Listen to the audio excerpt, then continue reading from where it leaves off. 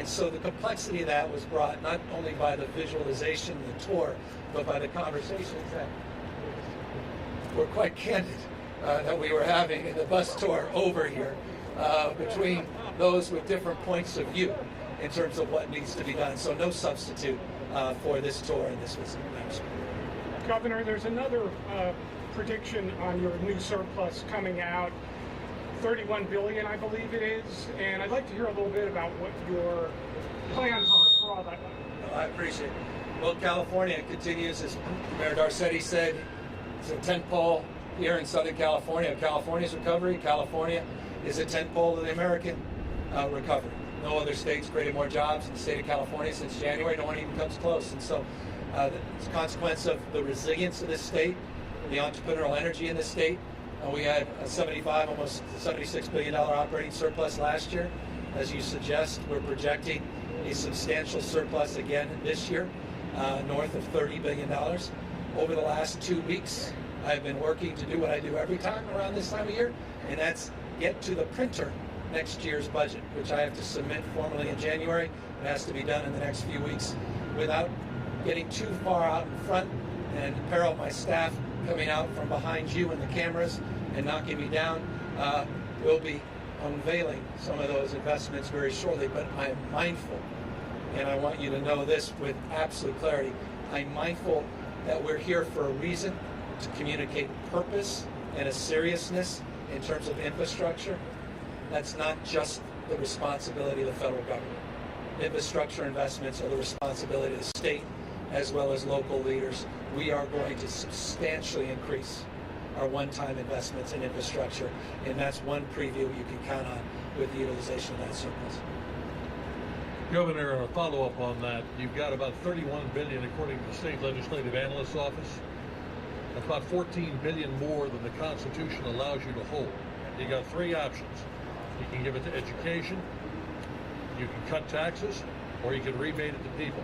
Which three ways do you want to go? Which way do you want to go? I think you saw a preview of that last year. We had the largest tax rebate of any state in U.S. history, $12 billion. We have the highest reserves of any state in U.S. history. We paid down an unprecedented amount, committed over a 3-year period, $11.3 billion to pay down pension obligations. We used money for grant programs for small businesses. We doubled our earned income tax credit, expanded supports and services like child care, and addressed the social safety net. I think that's the approach.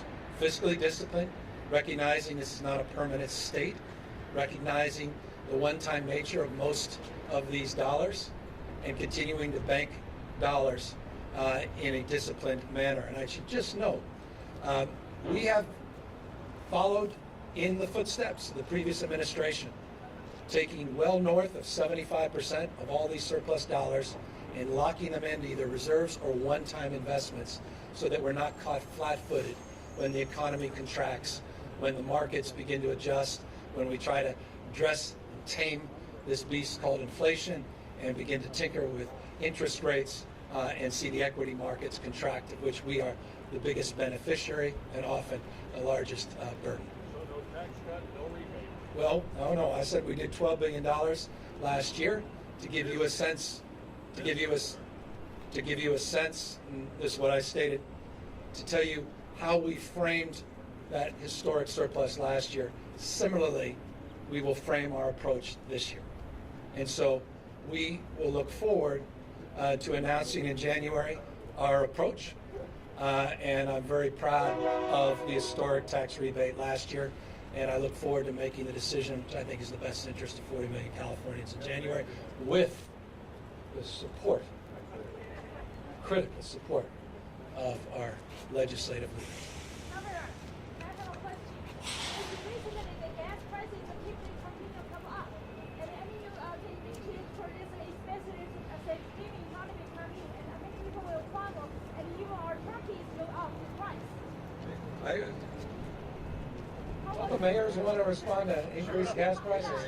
How about the turkey prices or Thanksgiving dinner when it goes up? Look, I applaud the president today for his letter, his public sentiment around potential manipulation as it relates to what's happening with OPEC, what's happening with oil-producing nations around the world. I think, look, I could get into deep nuance and detail on this as it relates to how our gas taxes compare to other states, what we've done with the low carbon fuel standard and cap and trade program, what's unique about the California blend, what happened in Northern California with some refineries that were impacted by weather, and what happens with branded oil companies in California that charge on average about 30 cents more for the exact same project. I could go into detail on that, but I'll spare you that by making this important point. We've got to disenthrall ourselves that we have to be victims of petropolitics, of autocrats and dictators overseas. It's time for us to accelerate not only the investments here at the port, but accelerate our transition once and for all away from fossil fuels. And no state in America is doing more than the state of California. And we're proud of that, and we're proud to see companies like GM in particular follow California's lead. Thank you all very, very much. Thank you. We're going to just very briefly, Mayor Garcetti and I are going to do a quick Spanish clip for those that asked for the Spanish, and the governor's got to head out as well. So thank the governor for being here. So for those, we're going to do the 2 Spanish clips, and then we'll go from there.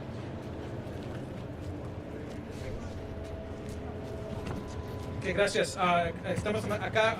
Muchas gracias para el gobernador por estar acá. I'll go do it now, right? Queremos dar muchas gracias al gobernador por estar acá. Acá los puertos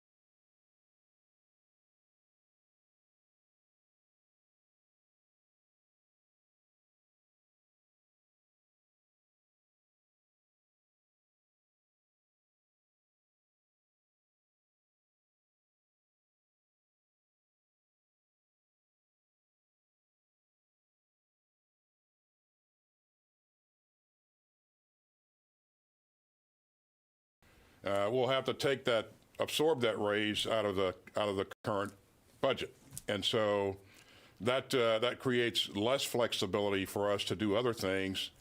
For example, some of the things that initiatives that you mentioned, we'll be fine with the initiatives that I've announced.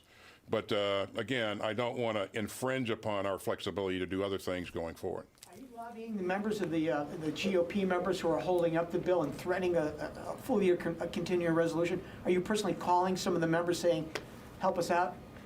You know, I continue to, as you would expect, Tony, to communicate with our congressional leadership on a routine basis. And quite frankly, I think that they get it as well. They understand the concern, the severity of the impact, and I really believe that they're really working hard to help us in this regard. And we'll continue to have those conversations. But I thought I heard you say lobbying when you were talking to the Secretary of Defense. Is that? I did. It was a slip of the tongue. Sorry. Okay. All right. All right. All right. Thanks, everybody.